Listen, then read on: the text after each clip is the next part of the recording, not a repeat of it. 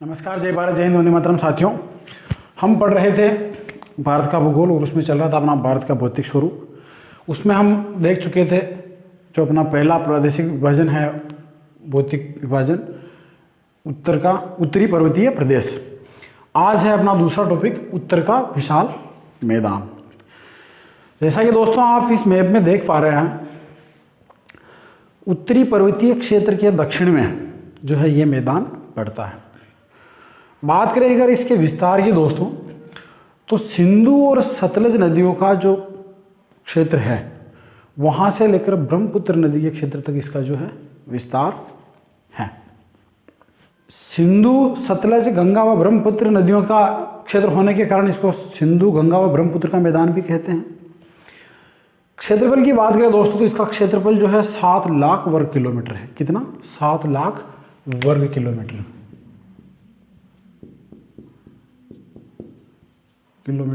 Square. ठीक है। सिंधु, गंगा व ब्रह्मपुत्र का मैदान कहलाता है। ठीक है। ये दूसरी बात करें दोस्तों, तो इसकी औसत ऊंचाई जो है 200 मीटर है। कितनी? औसत ऊंचाई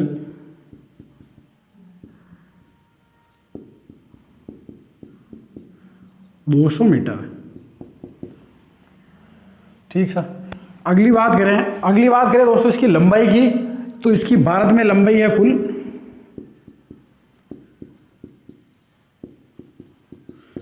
2400 किलोमीटर। कितनी? 2400 किलोमीटर, सतलज नदी से लेकर ब्रह्मपुत्र नदी तक। लेकिन ओवरऑल अगर विशाल मैदान की बात की जाए, जिसका कुछ पार्ट पाकिस्तान में भी पड़ता है सिंधु नदी तक, तो उसकी टोटल हो जाती है दोस्तों 3200 किलोमीटर। ये आपको विशेष रूप से ध्यान रखना है। ये हुई इसकी कुछ मोटा मोटी बातें। अच्छा, इसकी एक बात और है कि अंबाला और सहारनपुर का जो क्षेत्र है वो थोड़ा ज़्यादा ऊंचा है। अंबाला और सहारनपुर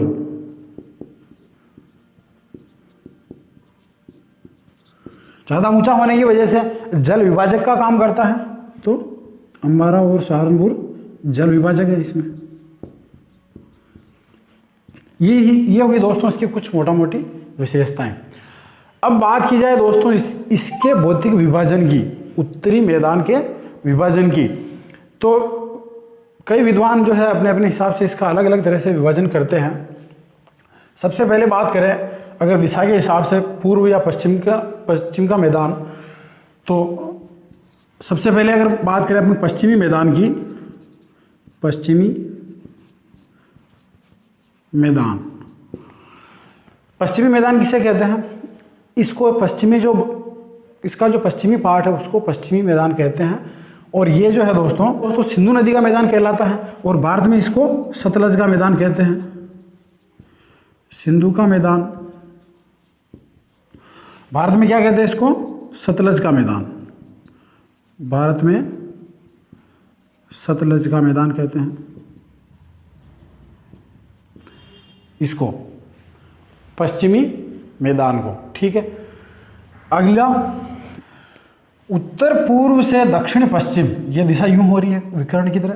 तो उत्तर पूर्व से दक्षिण पश्चिम की ओर इसकी लंबाई की बात करें, लंबाई उत्तर पूर्व से दक्षिण पश्चिम कितनी है? 640 किलोमीटर। और बात करें दोस्तों अगर इसकी चौड़ाई की, तो चौड़ाई जो है 300 किलोमीटर। अब आप समझ पा रहे होंगे इसको दो भागों में कैसे डिवाइड किया जाएगा। यहाँ से इस तरफ का पार्ट अलग और इस तरफ का पार्ट अलग, क्योंकि ये यहाँ से मुड़ा हुआ है। तो ये जो लंबाई थी इसको कहा है दोस्तों 640 किलोमीटर, और ये जो चौड़ाई है ये 300 किलोमीटर है। इसे भारत में सतलज का मैदान कहते हैं, बाकी इसको ओवरऑल जो है सिंधु का मैदान कहा जाता है। फिर आता है दूसरा पार्ट, पूर्वी मैदान। अब बात करें पूर्वी मैदान की, ये जो है जिसे यूपी, बिहार, उत्तरी झारखंड, पश्चिमी बंगाल और असम में फैला हुआ, इसे ब्रह्मपुत्र का मैदान भी कहते हैं। ये तो इसका दिशा के हिसाब से विभाजन हुआ। मैं आपको एक डायग्राम बना के इसको समझाऊंगा, जिससे कि आपको थोड़ा सरलता से समझ में आ जाएगा।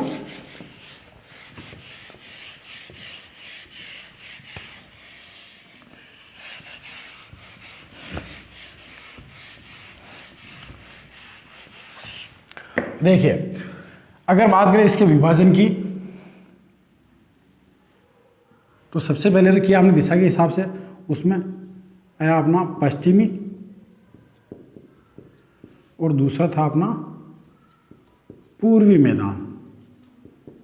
ठीक है, अब देखिए इसके भौतिक स्वरूप के हिसाब से भी जो है भूगोलविद इसका विभाजन करते हैं। तो वो कैसे करते हैं, नाम क्या है इसका, भौतिक विभाजन। ठीक है, भौतिक विभाजन की बात करें तो दोस्तों सबसे पहला जो इसमें क्षेत्र आता है वो आता है भांवर। भांवर या इसको भाबर भी कहते हैं। फिर उसके नीचे जो दूसरा पार्ट आता है वो कहलाता है दोस्तों तराई।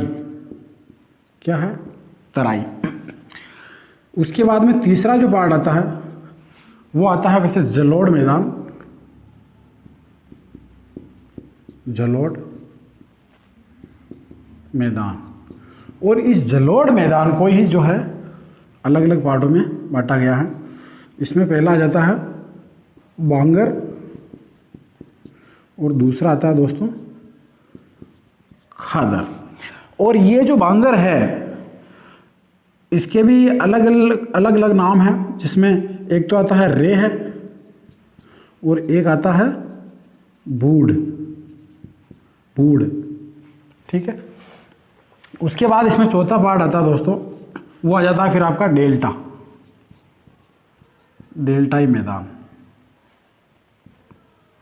ये हुआ दोस्तों इसका भौतिक विभाजन। अब कुछ भूगोलविद इसका प्रादेशिक विभाजन करते हैं। तो प्रादेशिक विभाजन कैसे करते हैं, देखिए प्रादेशिक विभाजन में सबसे पहले आएगा राजस्थान का मैदान। ठीक है, इसमें आपका ये थार का मरुस्थल वाला एरिया वो आता है। दूसरा आता है आपका पंजाब हरियाणा का मैदान। पंजाब और हरियाणा का मैदान। और फिर तीसरा जो आता है दोस्तों वो आता है आपका गंगा का मैदान। इसे क्या कहते हैं, गंगा का मैदान। अब ये गंगा का मैदान जो है ना, ये वापस सब डिवीजन में बटा हुआ है। इसमें पहला आ जाता है दोस्तों ऊपरी गंगा का मैदान।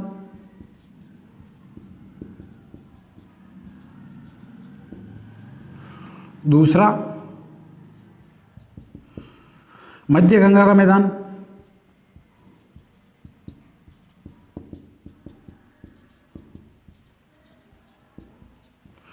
और फिर तीसरा आता है निम्न गंगा का मैदान।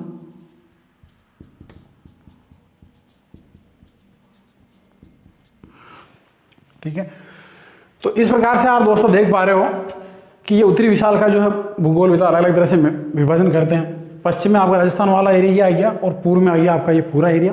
ठीक है, अगर भौतिक बात करें तो सबसे पहले भांवर क्षेत्र आता है। भांवर के नीचे तराई, तराई के नीचे जलोढ़ और जलोढ़ के अंदर जो है उनको अलग अलग नामों से अलग अलग जगह पुकारा जाता है। फिर आ जाता है उसके अंदर जो है डेल्टाई मैदान, जहाँ नदियाँ अपना डेल्टा बनाती हैं। फिर बात करें अगर प्रादेशिक विभाजन की, तो प्रादेशिक विभाजन में आता है दोस्तों सबसे पहले राजस्थान का मैदान। अरावली के पश्चिम में, उत्तर पश्चिम में जो मैदान है जिसे आप थार का मरुस्थल भी कहते हैं, वो आ जाता है इसमें। पहला पार्ट तो ये आता है। फिर यहाँ से इस तरफ पंजाब और हरियाणा और दिल्ली के एरिया तक फैला हुआ, मतलब मोटा मोटी आप देख लो यहाँ तक ये मैदान इसमें आ जाता है, पंजाब और हरियाणा का मैदान। और फिर आता है दोस्तों गंगा का मैदान, ये यहाँ तक फैला हुआ है, जिसके अंदर जो है ऊपरी गंगा मैदान, ठीक है, विशेषकर यूपी और बिहार में होता है, जिसमें सर्वाधिक क्षेत्र यूपी में आ जाता है। मध्य गंगा का मैदान बिहार और उसके आगे निकल जाता है, और निम्न गंगा का मैदान असम और इस साइड में आ जाता है। तो ये था इसका कुछ मोटा मोटी विभाजन। अब हम इनको एक एक करके पढ़ेंगे। लेते हैं अपना पहला टॉपिक, आज शुरू करते हैं हम भौतिक विभाजन से, और पहला लेते हैं पावर।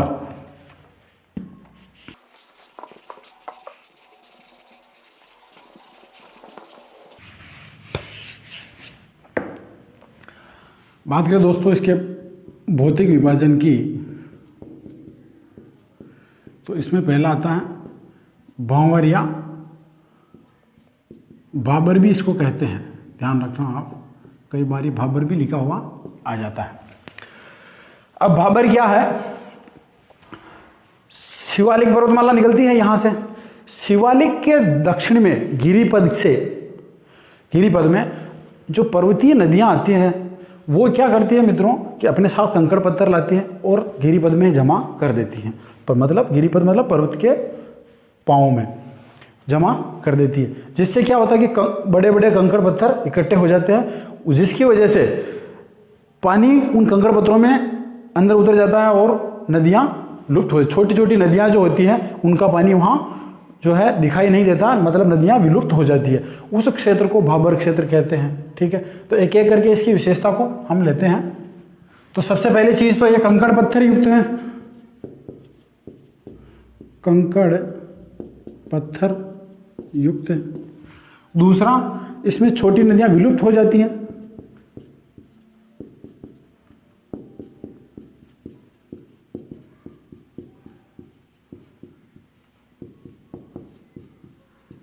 ठीक है, ये हुई इसकी दूसरी विशेषता।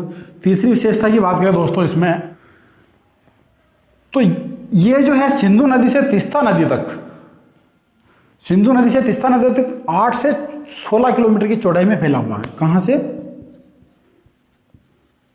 सिंधु से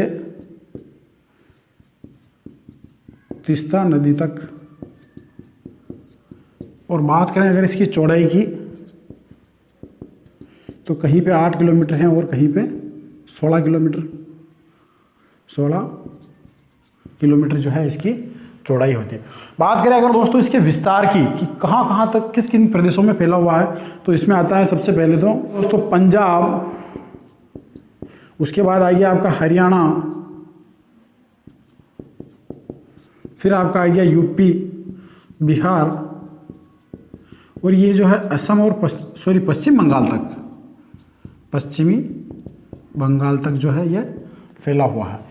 तो ये हुई कुछ भांवर प्रदेश की विशेषताएं। आप समझ गए होंगे कि भांवर प्रदेश किसको कहते हैं। पर्वतीय नदियों द्वारा अपने साथ लाए गए कंकड़ पत्थरों को गिरिपद में बिछा दिया जाता है, जिसकी वजह से छोटी छोटी नदियाँ विलुप्त हो जाती है, मतलब वो उन नदियों का पानी दिखाई नहीं देता और नदियाँ जो है लुप्त हो जाती है। उस क्षेत्र को भांवर प्रदेश कहते हैं। यह कंकड़ पत्थर युक्त है, छोटी नदियाँ विलुप्त हो जाती हैं। सिंधु से तीस्ता नदी तक जो है इसका विस्तार है। हमने पढ़ा था हिमालय का विभाजन, उसमें हमने बताया था सिंधु से सतलज, सतलज से काली और काली से तीस्ता, तो वो जो तीस्ता नदी है वहाँ तक जो है इसका विस्तार है। बात करें इसकी चौड़ाई की, तो कहीं पे 8 किलोमीटर, कहीं पे 16 किलोमीटर जो है इसकी चौड़ाई है। और इसमें कौन से क्षेत्र आते हैं? तो पंजाब, हरियाणा, यूपी, बिहार और पश्चिमी बंगाल। मुख्यतया इन्हीं टॉपिक से जो है प्रश्न बनते हैं। फिर आता है दोस्तों अपना दूसरा, वो है तराई। बाबर के बाद में क्या आता है? तराई प्रदेश, तराई प्रदेश। बात करें दोस्तों तराई प्रदेश की, तराई प्रदेश किसे कहा जाता है? जहां की जमीन तर होती है उसको तराई प्रदेश कहा जाता है। शिवालिक के गिरिपद में विलुप्त हुई नदियां पुनः कुछ किलोमीटर की दूरी पे आगे जाकर वापस जो है प्रकट हो जाती हैं। जहाँ पे पानी पानी हो जाता है और क्षेत्र दलदली हो जाता है, उस क्षेत्र को तराई कहा जाता है। क्योंकि वहाँ पानी की अधिकता है, इसलिए वहाँ कुछ विशेष प्रकार की घास भी पाई जाती है, जिसे हाथी घास कहते हैं। वहाँ मच्छर भी बहुत पाए जाते हैं, इसलिए उसको मच्छर पट्टी भी कहते हैं। और तीसरी विशेषता इसकी यह है कि वहाँ जो है कई प्रकार की वनस्पति और वन्य जीव पाए जाते हैं। तो लेते हैं इसकी एक एक करके विशेषताओं को। सबसे पहले तो बाबर के दक्षिण में आता है ये जो बाबर प्रदेश है, इसके दक्षिण का नीचे का हिस्सा, नीचे की बेल्ट जो आएगी, जैसे मान लो अगर आपका ये भावर था तो इसके नीचे ये तराई क्षेत्र, ठीक है। तो भावर के दक्षिण में, ठीक है, और भावर में विलुप्त हुई नदियां पुनः प्रकट हो जाती हैं। तो भावर में विलुप्त नदियां पुनः प्रकट होती हैं। अगला, हाथी घास व कांस घास पाई जाती है। हाथी व कांस नाम की एक घास होती है।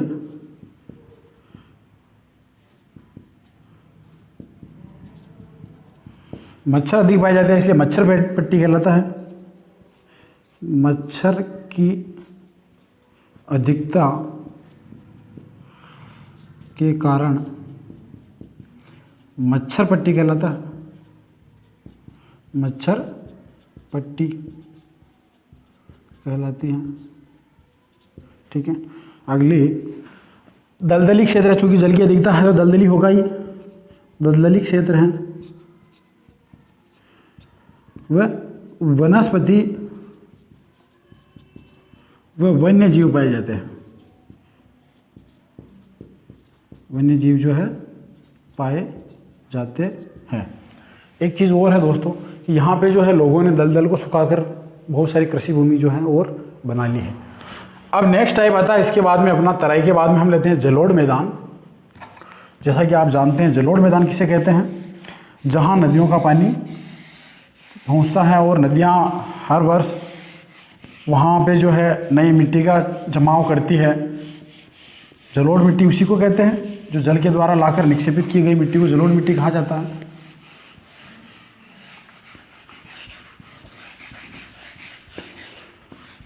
तीसरा लेते हैं अपन टाइप जलोढ़ मैदान।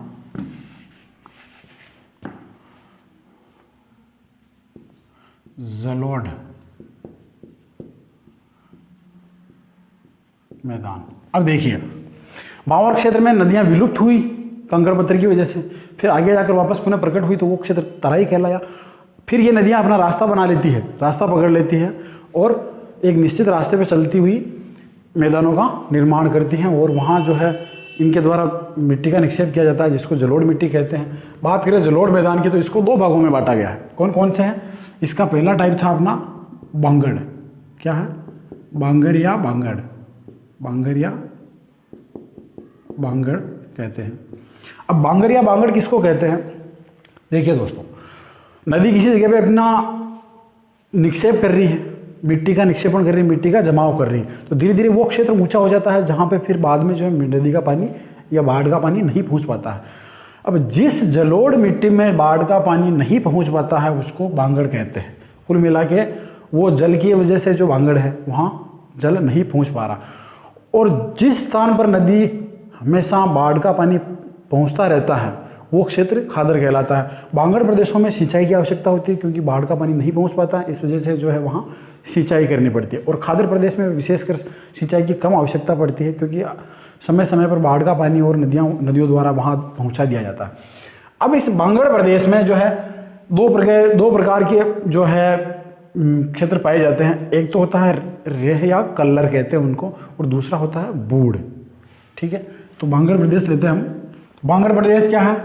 प्राचीन जलोढ़ में मिट्टी के मैदान। ठीक है, अभी नहीं पहुंचा रही है तो प्राचीन हुए, प्राचीन जलोढ़ मिट्टी के मैदान है।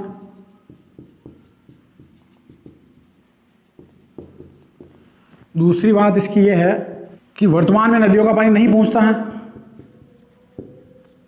वर्तमान में नदियों का पानी नहीं पहुंचता है। ठीक। तीसरी विशेषता इसमें क्या होता है कि चूना मिट्टी के निक्षेप भी पाए जाते हैं। चूना, ठीक है, इसमें क्या है कि मुलायम मिट्टी तो निकल जाती है और वो जो मिट्टी बचती है चूने के कंकड़ बचते हैं उनको कंकड़ कहते हैं। तो चूना के निक्षेपों को, चूना के निक्षेप जो होते हैं, निक्षेप का मतलब आप समझते हैं, नदी के द्वारा पानी के साथ जो मिट्टी आती है उसको जमा कर देना निक्षेपण कहलाता है। तो चूना के निक्षेप को कंकड़ कहते हैं। क्या कहते हैं? कंकड़। और बात की जाए तो इसका सर्वाधिक क्षेत्र जो है यूपी में है। सर्वाधिक क्षेत्र उत्तर प्रदेश में है, पाया जाता है। किसका? जलोढ़ बांगड़ मैदानों का पाया जाता है। अब देखते हैं इसके अंदर जो क्षेत्र पाए जाते हैं जिनका हम अभी जिक्र कर रहे थे, रेह और जिन्हें कल्लर भी कहते हैं, और एक होता है बूढ़। क्या है इसमें पहला? रेह या कल्लर। क्या है? रेह या कल्लर। ठीक है, ये कई बार पूछा जाता है एग्जाम में कि रेह या कल्लर किसे कहते हैं। कि इस बांगड़ प्रदेश के अंदर जो, क्योंकि नदियों की बाढ़ का पानी नहीं पहुंच पाता तो लोगों को सिंचाई करनी पड़ती है, और सिंचाई की वजह से वहाँ नमक की एक सफ़ेद परत बिछ जाती है। उस सफ़ेद परत को रेह या कल्लर कहते हैं। किसको कहते हैं? नमकीन जल की सफ़ेद परत। ठीक है, नमकीन जल की जो सफ़ेद परत बिछ जाती है उसको रेह या कल्लर कहा जाता है। और ये जो है दोस्तों सर्वाधिक जो है यूपी और हरियाणा में है। कहाँ है? यूपी और हरियाणा में सर्वाधिक है। रेह और कल्लर की बात की जाए तो दूसरी जो है वो चीज़ आती है दोस्तों बूढ़। क्या है? बूढ़। अब ये बूढ़ क्या होता है? तो बूढ़ जो है दोस्तों इस बांगड़ क्षेत्र में मुलायम मिट्टी तो अक्षय होकर वो तो बह जाती है, जो मुलायम होती है वो तो पानी के साथ बह जाती है। फिर बाद में जो भारी मिट्टी बचती है, जो कंकड़ पत्थर जो होते हैं उनको बूढ़ कहते हैं। ठीक है, तो मुलायम मिट्टी के नष्ट होने से, मुलायम मिट्टी का अपक्षय लिख लो आप यहाँ, अपक्षय होने से ककरीली भूमि बचती है।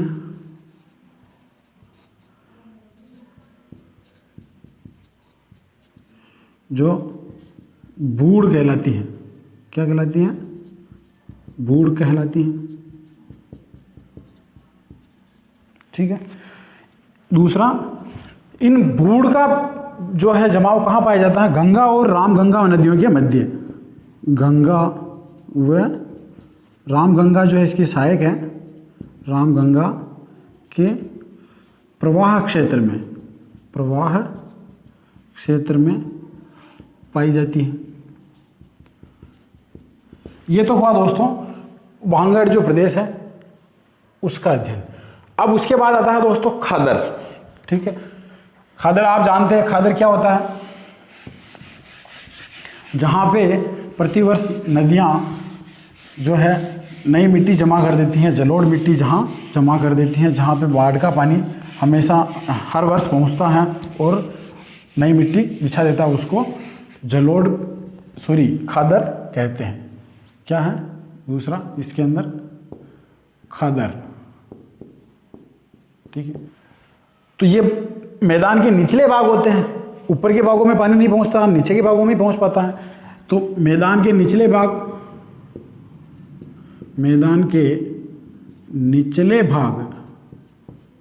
जहां प्रतिवर्ष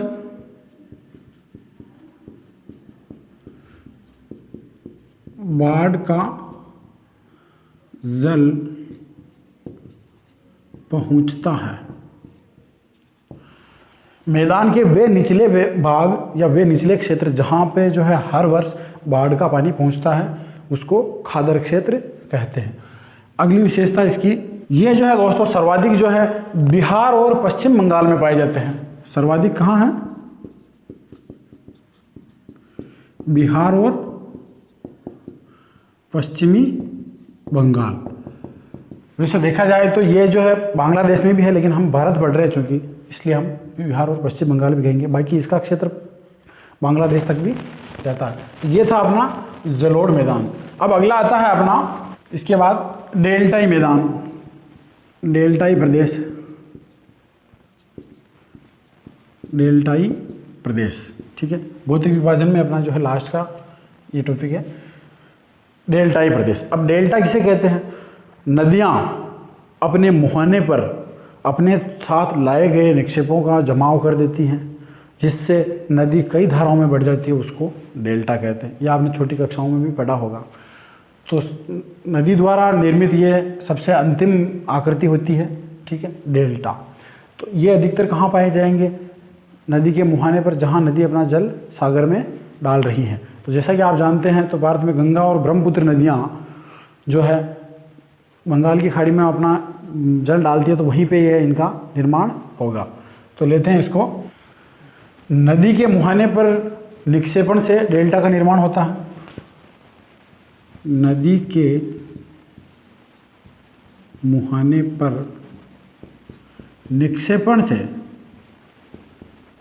निक्षेप करने से, निक्षेपण से डेल्टा का निर्माण होता है।